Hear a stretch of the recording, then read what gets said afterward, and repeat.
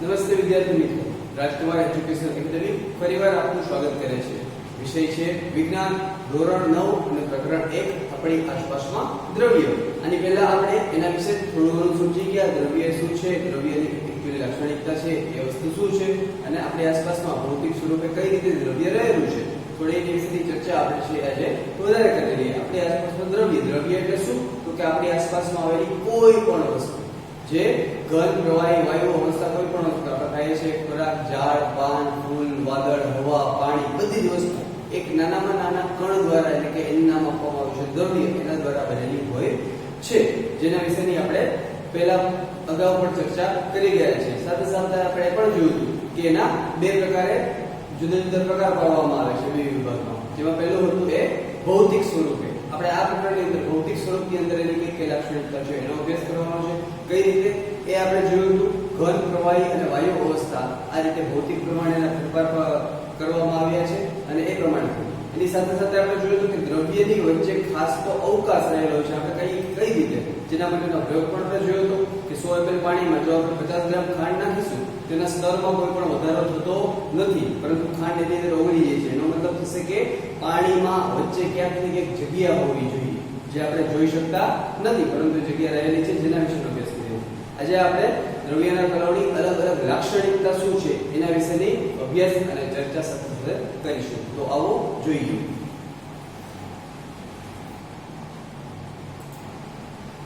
દ્રવ્યના કણોની લાક્ષણિકતા.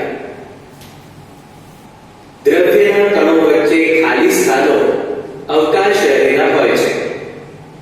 આપણે જોયું કે ખાંડ, મીઠું, ડેટોલ કે પોટેશિયમ પરમેંગેનેટના કણો પાણીમાં એક સરખા પ્રમાણમાં વહેંચાય છે. તે જ રીતે જ્યારે આપણે ચા, કોફી કે લીંબુ પાણી બનાવીએ ત્યારે એક પ્રકારના દ્રવ્યના કણો બીજા પ્રકારના દ્રવ્યના કણો વચ્ચેના સ્થાનો અવકાશમાં ગોઠવાય છે. તે દર્શાવે છે કે દ્રવ્યના કણો વચ્ચે અવકાશ હોય છે.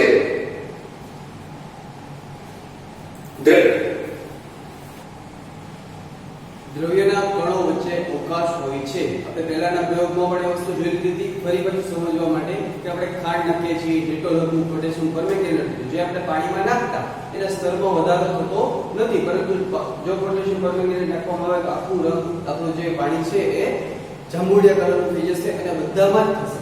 તો આ ક્યાંક ને ક્યાંક વચ્ચે અવકાશ રહેલો છે, જેની અંદર પોટેશિયમ પરમેંગેનેટના કણો છે એ ભળી જાય છે, સ્તરમાં વધારો થવા દેતા નથી અને પોતે હોવાની હાજરી પણ દર્શાવે છે. આવા ઘણા બધા ઉદાહરણો છે, જેમ કે આપણે ઘરે ચા કે કોફી પણ બનાવતા હશો અને રોજ પીતા હશો. એમાં પણ તમે જોઈ શકશો કે ખાંડ ઓગળી જશે, ચા છે એનો કલર એની અંદર મૂકી દેશે તો કલર તમને ફરેલો દેખાશે. તો અલગ અલગ રીતે આપણે જાણી શકીએ છીએ કે દ્રવ્યના કણોની વચ્ચે પણ અવકાશ રહેલો હોય છે. પછી એ ઘન હશે, પ્રવાહી હશે કે વાયુ હશે, દરેક એક તો કણની રીતે આવેલું છે અને એની વચ્ચે અવકાશ પણ રહેલો છે. સાથે સાથે આપણે એ પણ જાણવું જરૂરી છે કે દ્રવ્યના કણો છે એ સતત ગતિશીલ હોય છે. એ પણ આપણે પ્રવૃત્તિ દ્વારા સમજીએ કે કઈ રીતે કાર્ય કરે છે. તો આવો જોઈએ કે દ્રવ્યના અલગ અલગ કણો છે એ કઈ રીતે ગતિ કરે છે. દ્રવ્યના કણો સતત ગતિશીલ હોય છે. પ્રવૃત્તિ. એક પ્રવૃત્તિ દ્વારા દ્રવ્યના કણો સતત ગતિશીલ હોય છે તે સમજીએ. રૂમના કોઈ એક ખૂણામાં બુઝાયેલી અગરબત્તી મૂકો. તે સુગંધ લેવા માટે તમારે તેની કેટલા નજીક જવું પડે? રૂમના ખૂણામાં મૂકેલી બુઝાયેલી અગરબત્તીની સુગંધ લેવા અગરબત્તીની બહુ જ નજીક જવું પડશે. હવે આ અગરબત્તીને સળગાવો. થોડો સમય રાખજો. શું દૂરથી આપણને તેની સુગંધ મળે છે? હા, અગરબત્તીની સુગંધ આખા રૂમમાં ફેલાય છે. આ પ્રવૃત્તિ દર્શાવે છે કે દ્રવ્યના કણો સતત ગતિશીલ હોય છે. એક પ્રવૃત્તિ દ્વારા દ્રવ્યના કણો સતત ગતિશીલ હોય છે તે સમજીએ. પાણીથી ભરેલા 2 બીકર લો. ભૂરી શાહીનું એક ટીપું એક બીકરની દિવાલ બાજુથી ઉમેરો. બીજા બીકરમાં તે જ પ્રકારે મધનું એક ટીપું ઉમેરો. શાહીનું ટીપું ઉમેર્યા પછી તરત જ તમે શું અવલોકન કર્યું? શાહીનું ટીપું બીકરની દિવાલથી તરત જ નીચે ઉતરીને પાણીમાં મિશ્ર થઈ જાય છે. મધનું ટીપું ઉમેર્યા પછી તરત જ તમે શું અવલોકન કર્યું? મધનું ટીપું બીકરની દિવાલથી ધીમેથી નીચે ઉતરીને પાણીમાં મિશ્ર થતા વધુ સમય લાગે છે. તે બંને બીકરમાંના દ્રાવણને થોડા સમય માટે રાખી મૂકો. એક સમાન રીતે પાણીમાં ફેલાતા પ્રસરતા કેટલા કલાક અથવા દિવસ લાગે છે? શાહીનું ટીપું પાણીમાં એક સમાન રીતે પ્રસરણ પામતા 2 થી 3 કલાક જેટલો સમય લાગે છે. જ્યારે મધના ટીપાને પાણીમાં એક સમાન રીતે પ્રસરણ પામતા 1 દિવસ જેટલો સમય લાગે છે.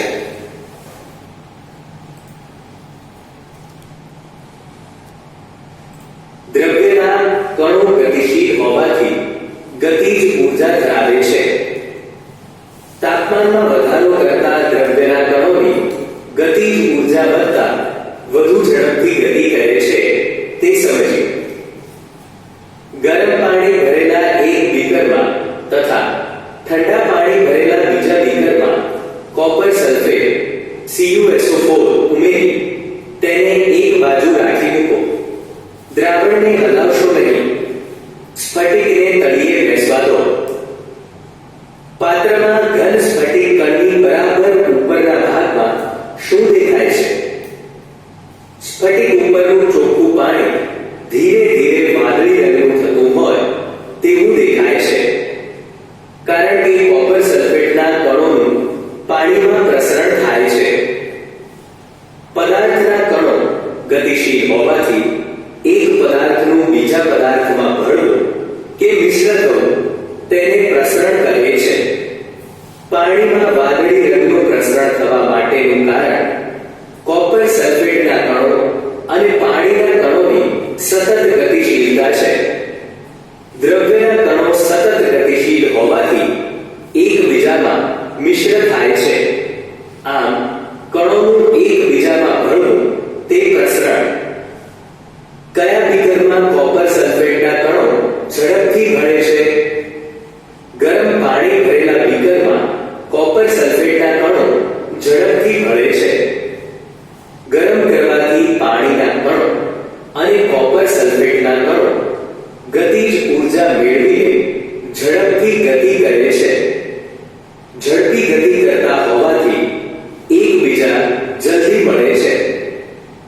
ઘન અને પ્રવાહી દ્રવ્યના કણો વિશે શું ખ્યાલ આવે છે? ઘન અને પ્રવાહી દ્રવ્યના કણો ગતિશીલ હોવાથી ગતિજ ઊર્જા ધરાવે છે. આ પ્રવૃત્તિ દર્શાવે છે કે દ્રવ્યના કણો ગતિશીલ હોવાથી ગતિજ ઊર્જા ધરાવે છે. તાપમાનમાં વધારો કરતા દ્રવ્યના કણોની ગતિજ ઊર્જા વધતા વધુ ઝડપથી ગતિ કરે છે. ઉપરયુક્ત ત્રણેય પ્રવૃત્તિઓમાં આપણે જોયું કે દ્રવ્યના કણો એકબીજામાં આંતરમિશ્રિત થયેલા હોય છે. કારણ કે એક દ્રવ્યના કણો વચ્ચેના અવકાશમાં બીજા દ્રવ્યના કણો ગોઠવાય છે અને સમાન રીતે મિશ્ર થાય છે. આ પ્રકારે બે જુદા જુદા પ્રકારના દ્રવ્યના કણોની એકબીજામાં આંતરમિશ્ર થવાની ઘટનાને પ્રસરણ કહે છે.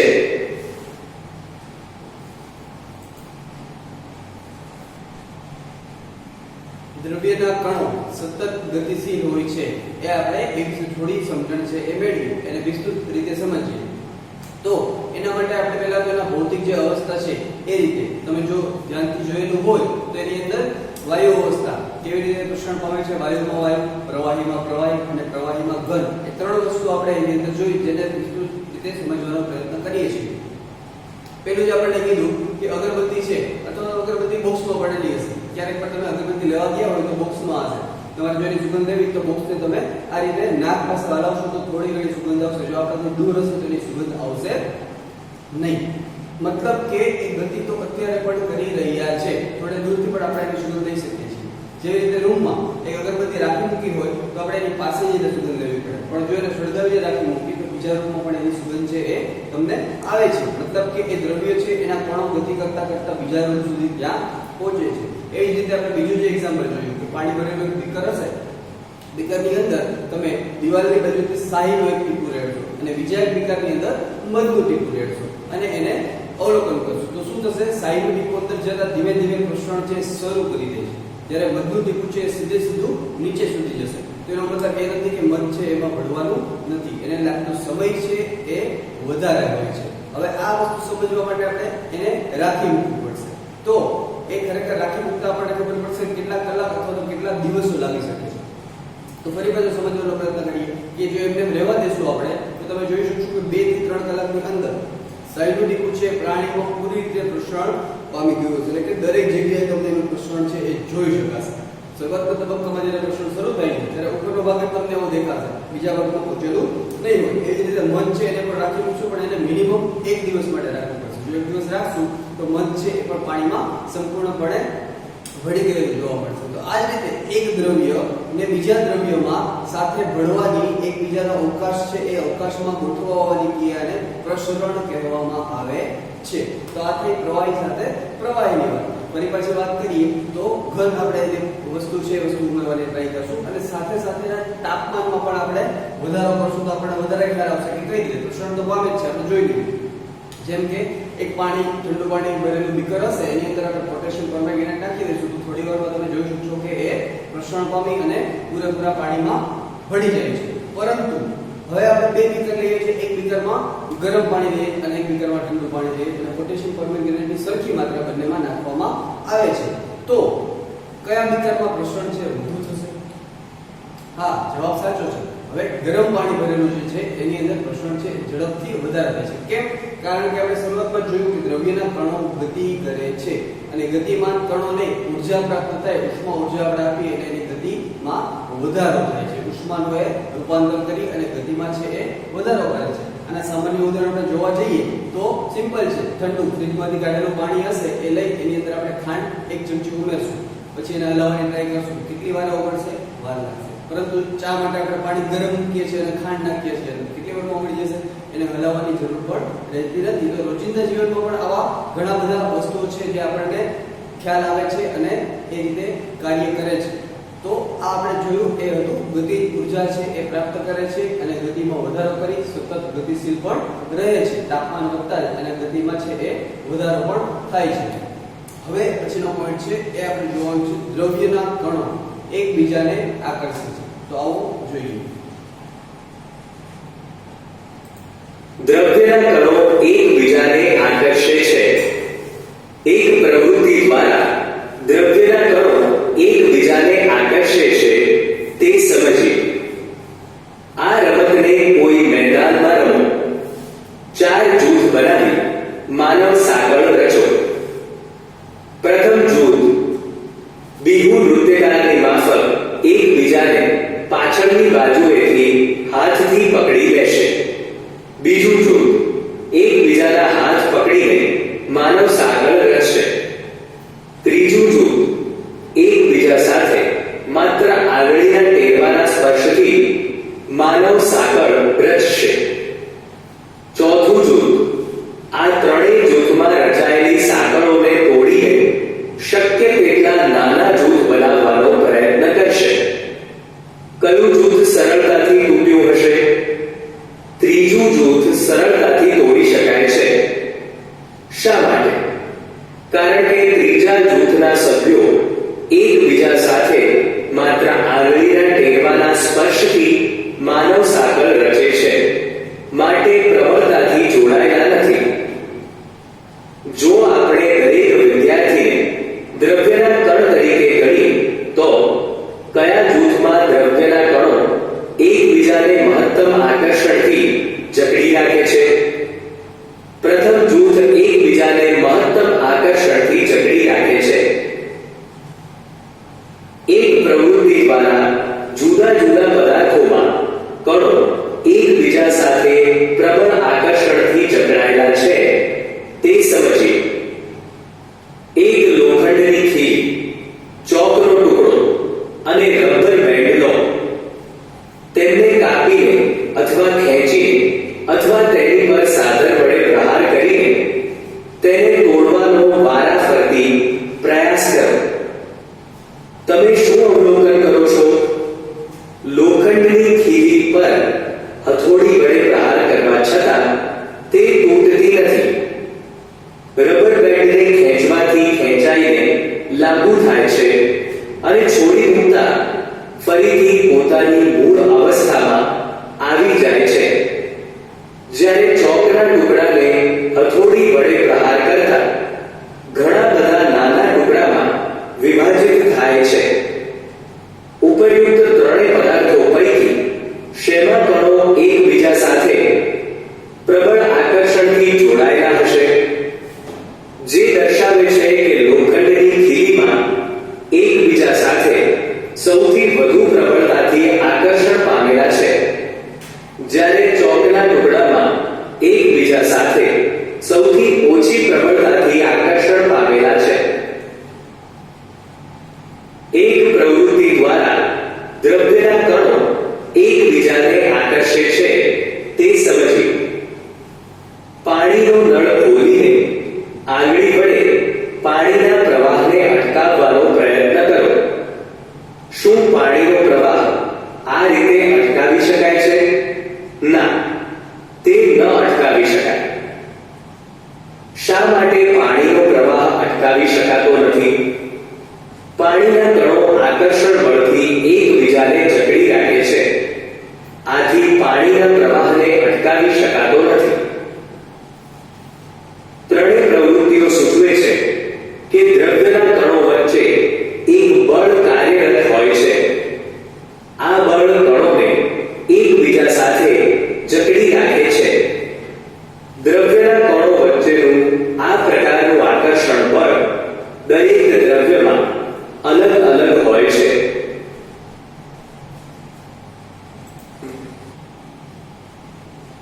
લાક્ષણિકતામાં આપણે જોયું દ્રવ્યના કણો એકબીજાને આકર્ષે છે અથવા તો સરખી રીતે પકડી રાખે છે, થોડું ઢીલ આપીને પણ પકડી રાખે છે. કઈ રીતે એ જોઈએ. અહીંયા પહેલા સમજવાની વસ્તુ એ છે કે એક જ દ્રવ્યની અત્યારે વાત કરી રહ્યા છીએ. આપણે આગળ જોયું પ્રશ્ન જોયું, એક દ્રવ્યમાં બીજું દ્રવ્ય છે એ ભળવું. અહીંયા હવે આપણે જે વાત કરીએ છીએ એ ફક્ત એક જ દ્રવ્યની વાત કરીએ છીએ. તમે જે જોયું એ પ્રમાણે અલગ અલગ પ્રવૃત્તિ દ્વારા પણ એને સમજવાનો પ્રયાસ કર્યો કે વિદ્યાર્થીઓના જૂથ હોય અને આ રમત છે તમે રમેલી પણ હશે નાનપણમાં, કે જેમાં કે પેલા બીજામાં હશો ત્યારે આ રમત રમાડેલી હશે કે તમે બધા એકબીજાના હાથ પકડી રાખો. એક વિદ્યાર્થી છે એ સાંકળ તોડવાનો પ્રયત્ન કરશે તો અહીં અલગ અલગ જૂથ બનાવેલા. પેલા જૂથની અંદર પાછળની બાજુએથી હાથ પકડ્યા હતા, બીજા જૂથમાં એકબીજાની સાથે હાથ પકડ્યા હતા અને ત્રીજા જૂથની અંદર ફક્ત હાથ અડાડેલા હતા. તો એ તોડવાની વાત થઈ તો કયો ગ્રુપ છે એ સૌથી પાછળ રહ્યું? તો કે સી, છેલ્લું જે ગ્રુપ હતું જેને ફક્ત હાથ અડાડેલા હતા. એ ગ્રુપની સાંકળ છે તમે સરળતાથી તોડી શકો છો. એકબીજાને આકર્ષતા ખરા પરંતુ એટલું મજબૂતાઈથી આકર્ષી શકતા ન હતા. તો એના ઉપર તમને ખ્યાલ આવે છે કે મજબૂતાઈથી આકર્ષવું હોય તો એ નામનું ગ્રુપ હતું જે પાછળથી હાથ એકબીજાના પકડી રાખેલા હતા, એ સરખી રીતે પકડી રાખેલા હતા. એ સિવાય વધારે સમજવાનો પ્રયત્ન કરીએ તો તમે ઉદાહરણ જોયું કે ખીલી, રબર અને ચોકનું ઉદાહરણ જોયું. ખીલી ઉપર તમે હથોડીથી પ્રહાર કરશો તો એ સરળતાથી તૂટી શકશે નહીં, જ્યારે ચોક છે એ સરળતાથી તૂટી શકશે. સાથે રબર બેન્ડ છે એને ખેંચશો તો એ ખેંચાશે, ફરી પાછું મૂકશો તો એ મુકાઈ જશે. જો એમાં વધારે બળ કરીને ખેંચવામાં આવશે તો એ પણ છે એ તૂટી જશે. આની ઉપરથી શું સાબિત થાય છે કે હથોડી મારવાથી ખીલીના કણોમાં એટલો બધો આકાર મળશે પરંતુ તૂટી જતી નથી, જ્યારે ચોક છે એને એક જ હથોડી મારવાથી તૂટી જશે. તો ચોકના જે પણ કણો છે એ એકબીજાને આકર્ષે તો છે પરંતુ એટલી બધી પ્રબળતાથી આકર્ષી શકતા નથી, જ્યારે ખીલીના કણો એકબીજાને એકદમ પ્રબળતાથી આકર્ષી શકે છે. અને તમે મિત્રો જાણતા જ હશો કે ખીલીના એ કણોને જોડવા માટે અંદર કોઈ પણ જાતનો ગુંદર કે ગમતો લગાડવામાં આવતું નથી કે જેને કારણે પકડી રાખે. તો એ ફક્ત એક જ દ્રવ્ય છે. એકબીજા કણો છે એ એકબીજાના આકર્ષણ થકી ટકી રહ્યા છે. કોઈ પણ વસ્તુ ચોક છે તો ચોકમાં પણ એ જ વસ્તુ લાગુ પડશે. આપણે કોઈ વસ્તુને ચોંટાડી છે તો જ એનો ગમનો ઉપયોગ કરીએ છીએ. એ સિવાય આપણી આજુબાજુ રહેલી કોઈ પણ વસ્તુ છે તો એના માટે ગમનો ઉપયોગ નથી થતો. એકબીજા દ્રવ્યના કણો છે એ ફક્ત આકર્ષણના જોર પર એની ઉપર ટકી રહે છે. તો એ પછીનું આપણે જોયું એ હતું પાણી. નળ આપણે ચાલુ કર્યો હોય ને ઉપર નીચેથી આપણે એને ફક્ત આંગળીના તેલવાથી આપણે એને રોકવાની ટ્રાય કરશું તો એ રોકાઈ શકશે નહીં. થોડીક વાર માટે કટ થશે, ફરી પાછો એ પ્રવાહ છે ચાલુ રહેશે. તો પાણી છે દ્રવ્ય છે, એમાં રહેલા કણો છે એકબીજાને આકર્ષે છે, તમે એ રીતે એને પણ રોકી શકશો નહીં, એટલે કે દ્રવ્યના કણો છે એ એકબીજાને સરસ રીતે આકર્ષે છે. તો આ વિડીયોમાં આપણે દ્રવ્યની લાક્ષણિકતાઓ વિશેનો વિસ્તૃત અભ્યાસ છે એ કર્યો અને આની ઉપરની પ્રશ્નોત્તરી પણ ફરી આગળના વિડીયોમાં કરશું.